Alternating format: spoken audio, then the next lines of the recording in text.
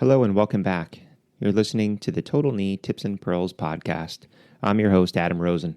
So thanks again for tuning in. I've been kind of scouring some of the old classic literature, trying to cover a lot of those classic classifications, and also studies and articles that I think offer still some relevance, even though they may be quite outdated as far as the technology. And this is one of those articles. Although you're never going to implant one of these implants that they talk about, I think it's very enlightening, and it's interesting to kind of read what they saw and what they thought, and a lot of those things that still sort of hold true today, and also led to some of the decisions that we make about implants that we put in today. So this article is titled "A Comparison of 4 Models of Total Knee Replacement Prosthesis." This was published in the Journal of Bone and Joint Surgery in 1976, and it was published by authors Dr. John Insall, Dr. Chitranjan, Dr. Paolo Aglietti, and Dr. John Shine, and this was out of the Hospital for Special Surgery. Now, also, an interesting note now is, if you published an article today, you would have a huge, laundry list of references at the end of your study. So one of the other things that sort of jumped out at me, I was sort of interested to see, was they had 2 references. So it shows you how cutting edge they were, and this article was at the time. There was one reference to an article also authored by Dr. Insall, titled "High Tibial Osteotomy for Osteoarthritis of the Knee with Valgus Deformity." That was published in 1973. And the second reference was on the Symposium of Total Knee Replacements, Clinical Orthopedics, 1973. So when this came out, it was actually very, very interesting. And they broke this paper down, and what we're going to talk about is really 2 types of prosthesis that they looked at. They performed 193 arthroplasties. 87 of these were in osteoarthritis, and 106 of these were in rheumatoid arthritis. And that's a huge difference. So I even remember when I started, my training, the majority of patients that we took care of were rheumatoids. And, now I see very few of them because the DMARDs are so good, the diseases are well controlled, the joint destruction is very minimal. So, I'm sure what you have seen is a lot of osteoarthritis and very, very few of rheumatologic patients. And when they talked about, what implants they were using, it was really 2 main designs. So they used 3 different types of condylar replacements and 1 type of hinge. So in their condylar replacements, they did use the unicondylar. This was an anatomic design. They had medial and lateral components, and this allowed for up to 120 degrees of flexion. This was used for patients with osteoarthritis that was isolated in 1 compartment. And the requirements was that these patients had full or near full extension and at least 90 degrees of flexion. They were passively correctable to neutral, and the opposite compartment had normal or near normal findings at the time of surgery. So, if you think about, this was 1973, or 76 rather, they made these criteria with very, very little history behind them, which are things that you all now take for granted as, I'm taught these are the indications for this surgery and that surgery. And they were really paving the way. So they had these requirements. There were 29 of these performed in their group of 193. So the second type of condylar replacement was what was called the duocondylar. There was no anterior flange. So it was basically 2 halves, almost like 2 unis, but they were connected by a bar. And they had 2 separate tibial polys, and this allowed for preservation of the cruciate ligaments. This allowed for up to 120 degrees of flexion, and this was used in patients that had rheumatoid arthritis and osteoarthritis if they didn't meet the criteria for a uni.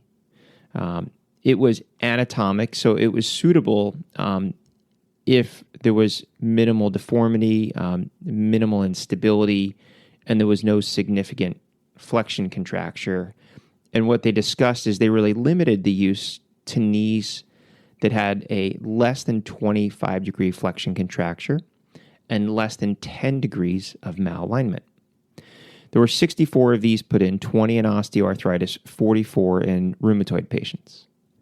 Now, the geometric condylar replacement was another similar design, but with some slight differences. So this was a non-anatomic design. There was a constant radius of curvature, and the tibia was one piece, but it was actually two halves that were connected by an anterior bar, and it offered more of a constraint, almost what you would see with like a CS, like a cruciate sacrificing, or even like a deep dish, or maybe even like a mild sort of medial pivot. These were more constrained and matched the curvature on the femoral component. But by having two separate halves that were connected by the bar, again, it allowed for the cruciates to be preserved, and this allowed 90 degrees of flexion. It was used in similar patients to the duo, but in those patients that had slightly more deformity or slightly more instability. And what they found in this group is they could allow up to a 40-degree flexion contracture or 15 degrees of malalignment. Now, the second main group, though, is the hinge, and they use one particular hinge in this study, the Guipar. So all the ligaments were sacrificed. This was a fixed axis. The axle point was placed posterior to try to recreate the normal center of rotation of the knee. There was no rotation in this component. Like you see with many hinge designs today, they do have rotation built in. The stem had a built-in 7 degrees of valgus, and this was used in patients that had extreme deformity or instability that was either secondary to rheumatoid or osteoarthritis.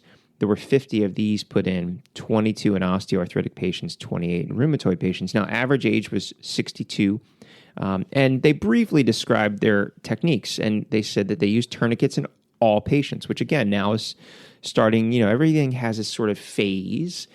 Things come and things go. Now tourniquets are starting to be used less and less frequently as people are seeing less pain and improved quad function. But back then, they were using tourniquets for all these patients. All patients had a median parapatellar arthrotomy. And the duo and the geo were commonly put with the femur in a little bit more valgus and the tibia and more varus. So think of this as sort of the entry into this anatomic alignment or even kinematic, where the joint line was oblique, but maybe more anatomic to allow for more normal recreation of how the ligaments would function. Now, this is what blows a lot of people away, though. If you're younger, typical after surgery back then was patients were placed in a cast. So cast for a week. This was removed at a week. They allowed active weight bearing at that point and allowed range of motion, but it wasn't really pursued aggressively until the second week. And the big fear back then was the wounds complications and the wound dehiscence. And they found that if the patients didn't achieve 90 degrees of flexion by 3 weeks, they all had a manipulation under anesthesia. And for a lot of patients, 70s, even 80s, a lot of these patients spent weeks in the hospital. Some even came in prior to surgery and actually were, optimized and worked up in the hospital prior to the actual planned surgical date. So very, very different now from the, 24-hour admission, same day discharge, joint replacements that you're seeing today. But they had a lot of the same complications that we see. So interestingly enough, back then, routine prophylaxis was not used unless there were severe indications for it. And their venothromboembolic rate was 5%. They had 4 perineal nerve palsies, which luckily all resolved. But again, as expected in the patients that had severe flexion contractures or valgus deformities preoperatively.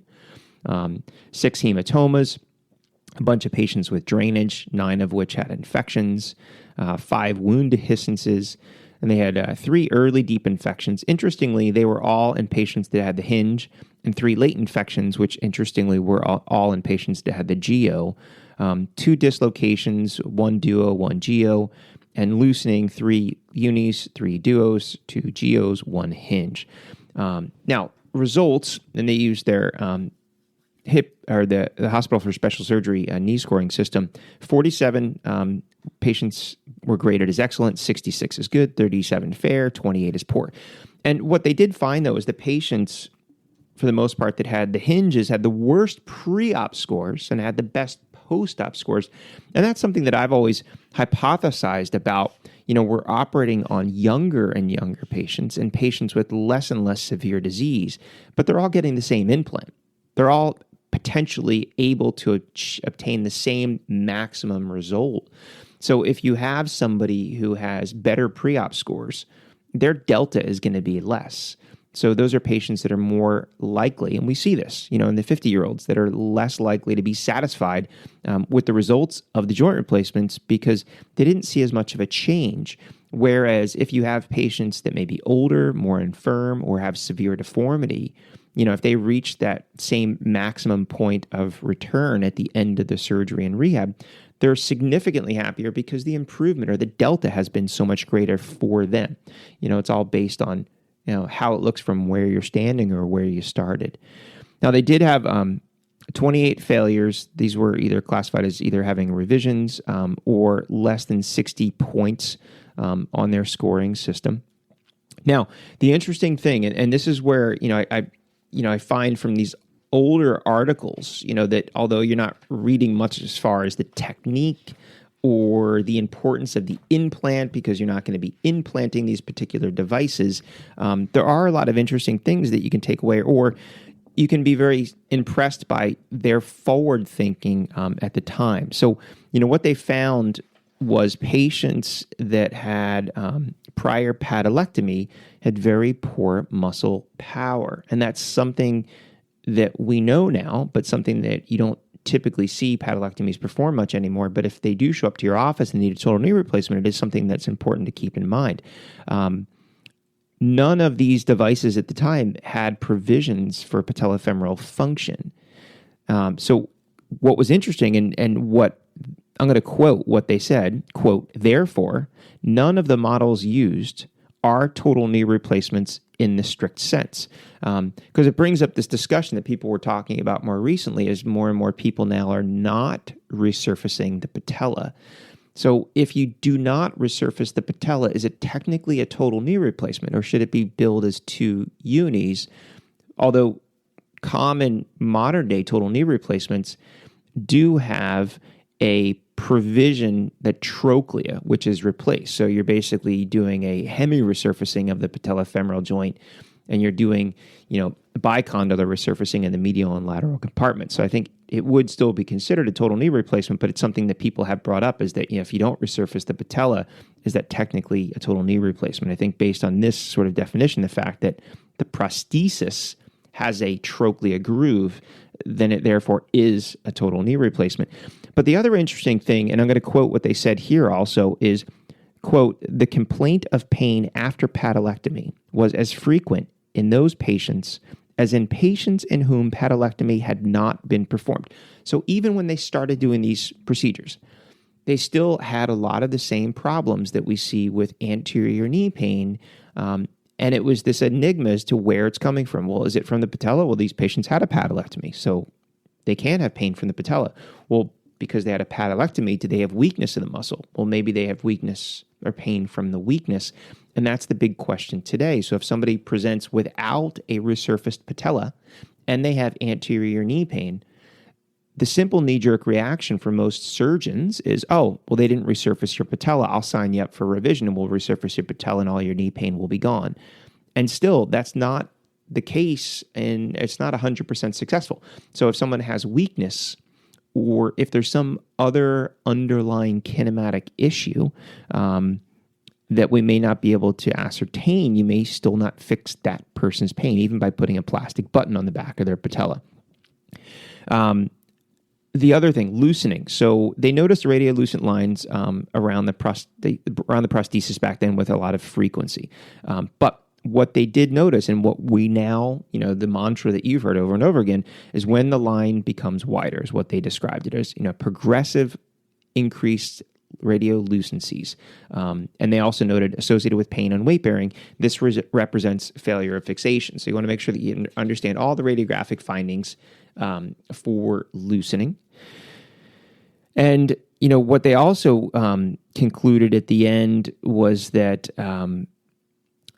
the advantage of a uni over the bicondylar, the duo or the geo, was not demonstrated back then. So they recommended osteotomy or bicondylar in all patients. They recommended against the uni back then, and that's come and gone. Where unis were very popular, and then they had failure rates. People went back to totals. Now unis are becoming a lot more popular, and I agree. My patients that have unis all like that better than a total.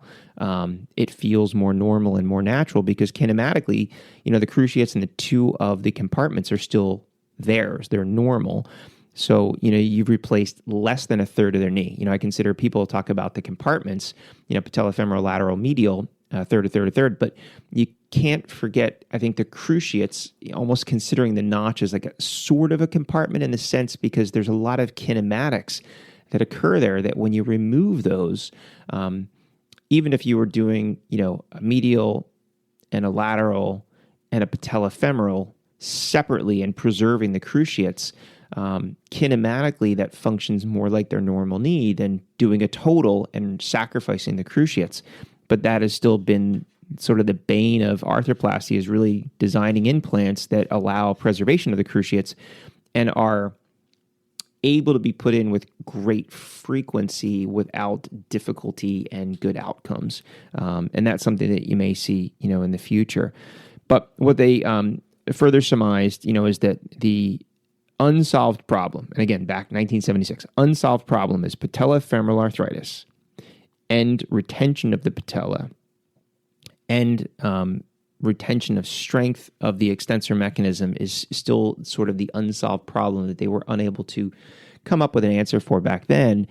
And the other thing that they even saw way back then in 1976, which we still believe and see today, is that, and they said, and I'll quote this again too, they said, quote, "It is apparent that none of the prostheses replacing the knee joint offer results approaching the excellence of total hip replacement in terms of either relief of pain or improvement in function," end quote.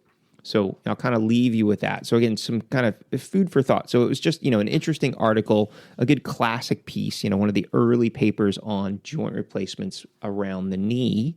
And although you may not put those implants in there, it really brings up a lot of the same thought processes and helps you see, how the continuum over time has occurred and how a lot of the same questions are still happening this many decades later on the patellofemoral joint, the cruciates, unis versus totals, and how total knee replacements are still not as good as hip replacements as far as the result for the patient.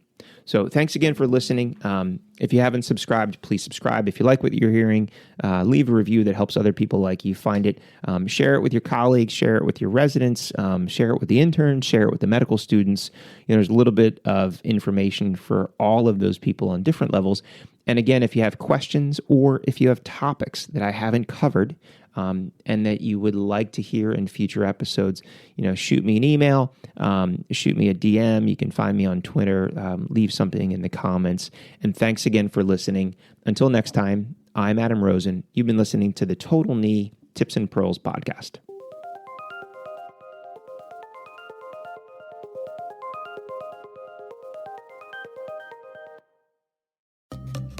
You've been listening to the Total Knee Tips and Pearls podcast.